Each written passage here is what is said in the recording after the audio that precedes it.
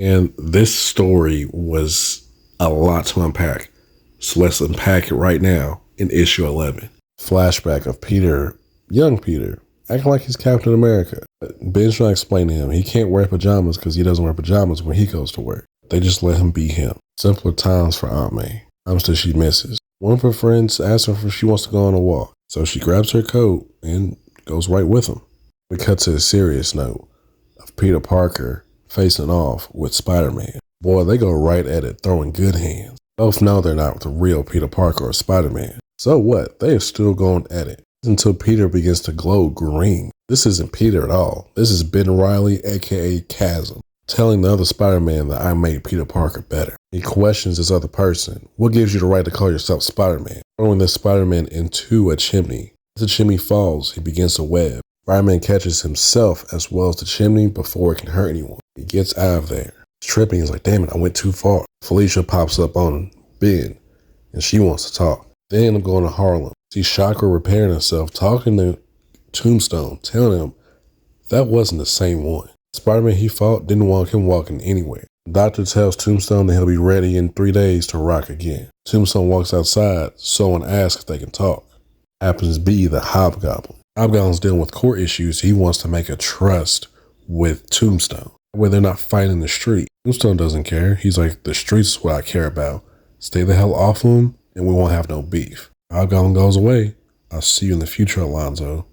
Cut to the Grand Tavern. Alicia begins to talk to Ben, asking him what does he know about Peter. Ben tells her he's alive. She asks, how do you know this? He explains that it's some sort of clone bond. Felicia, weren't you a part of that chaos with the Scions? Peter died and died and died. I felt it each time.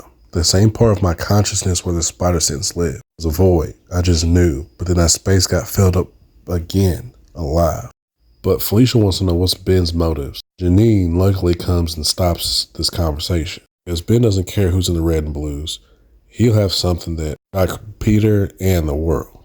Before Ben leaves, he tells Felicia, we know how stubborn Peter is, so he's definitely alive. The question isn't why is he here? Why hasn't he come back yet? Implying that the current villain that Peter's facing is the problem. Tells Felicia if she needs anything, give him a call. Catch up with Aunt May and this new Spider-Man. Life is feeling different and off, with one to bury their past. Both have to honor him in some sort of way, especially since Norman is to carry on the legacy of Spider-Man. Looks like someone is watching Norman very closely. Then cut to some wilderness in space. Someone smashes a weird alien species. See where Peter is currently, far, far from Earth. And this is his life now. Pure survival. Weeks go on, Peter's suffering bit by bit, trying to survive. He's getting weaker. He gets so weak to the point where he faints and hears a voice. Prince of Steel Silk, you are not done. Blinding light shines. Later, we end up seeing this ship called the Beacon. Peter's carrying this equipment and healthier than ever. He's hanging with this researcher named Dr. Starblood. Both seem to enjoy the company. Seems that Dr. Starblood is trying to help Peter in a certain way and get his health back on track. He even talks about how he spent the last few weeks running every test he can think of on himself. Confirm he's not dreaming and that he's not dead. Surprised Dr. Starblood knows what pizza is. Ask Peter, does he miss civilization? Peter is not worried about going to Earth anytime soon. He gets back to the test, trying to make himself stronger, better. Starblood tells him, well done. Peter's not impressed. Well done means no improvement. Peter wants to do more and become more. He offers to clean up after the dock after a spill happened. Starblood begins to go to bed. And as Peter's cleaning up, he ends up going into an area. Other people are captured. Shame on me for procrastinating. Rebooting security protocols takes lower priority when you're having fun. Surprises Peter about Dr. Starblood. He wants every one of them to get out. Dr. Starblood tells him, no, my work continues. We pitch you an alternative. Let them out. We go back upstairs, pour a cup of ale, and discuss this like men of science. Here then unleashes fear. Let them out. Starblood then tells Peter, pets get beds, animals get cages. Choose pet. You're gonna go back and forth to make Dr. Starblood get some weapons. Peter, I offered you dignity. I offered you a place in this science experiment. It's giving you purpose. What else do you have? Comes back and tells him, I have your flexi suit. You see Spider-Man in a new uniform.